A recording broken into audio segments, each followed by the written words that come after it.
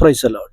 இன்றைய உலகத்துல ஏமாற்றப்படுகிற நபர்கள் ஏராளம் இருந்து கொண்டே இருக்கிறார்கள். பணத்திற்காக ஏமாற்றப்படுகிறவர்கள், குடும்பத்துல ஏமாற்றப்படுகிறவர்கள், சுயநலத்துல ஏமாற்றப்படுகிறவர்கள், நிறைய பேர் இன்றைக்கு உலகத்துல இருந்து கொண்டே வருகிறார்கள்.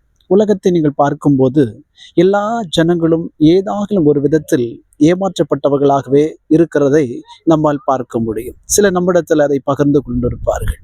ஆனால் இந்த ஏமாற்றப்படுகிறவர்கள் எல்லாரும் நன்றாய் செழிப்பாய் வாழ்கிறார்களே என்கிற ஒரு அங்கலாய்ப்பு ஏமாற்றப்படுகிறதான இந்த ஜனங்கள் உள்ளத்துல இருந்து கொண்டே இருக்கும். அருமையானவர்களே, இவர்களுக்காகத்தான் இந்த செய்தி. வேதாகமத்தை நீங்கள் வாசிக்கிற போது ஆதியாம் புஸ்தகத்துல யாக்கோபு என்கிற ஒரு நபரை குறித்து நான் வாசிக்கிறோம்.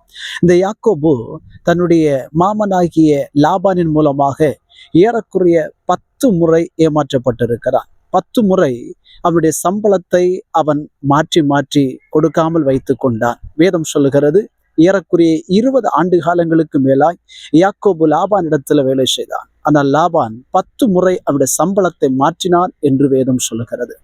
யாக்கோபு அதை விட்டுவிட்டான். ஆனால் தேவன் அதை பார்த்து கொண்டே இருந்தார். வேதம் சொல்லுகிறது, ஒரு நாள் தேவன் இந்த லாபானுடைய ஆடுகளையே எடுத்து இந்த யாக்கோபுக்கு கொடுத்தார். அதை யாக்கோபு சாட்சியாய் சொல்லுகிறார். இதை கேட்கிற அருமையான தேவ பிள்ளைகளை, நாம் நினைக்கலாம், என்னை ஏமாற்றினவன் இன்றைக்கு நன்றாய் வாழ்கிறான், என்னை ஏமாற்றினவர்கள் இன்றைக்கு நன்றா இருக்கிறார்கள் என்று நாம் நினைக்கலாம். அப்படி அல்ல. தேவன் எல்லாவற்றையும் பார்த்து கொண்டிருக்கிறார். நீங்கள் ஏமாற்றப்பட்டிருப்பீர்கள் என்றால் தேவன் நிச்சயமாகவே ஏமாற்றின நபர்கள் யாரோ அவர்களுடைய சுதந்திரத்தை, ஆசீர்வாதத்தை நிச்சயமாகவே உங்களுக்கு தருவார். உலகத்துல ஒரு நீதி உண்டு, ஏமாற்றுகிறவர்கள் ஏமாற்றப்படுவார்கள். ஆனால் பரலோகத்துக்கு ஒரு நீதி உண்டு, ஏமாற்றப்படுகிறவர்கள் தேவனால் ஆசீர்வதிக்கப்படுவார்கள் என்பது பரலோகத்தின் நீதியா இருக்கிறது.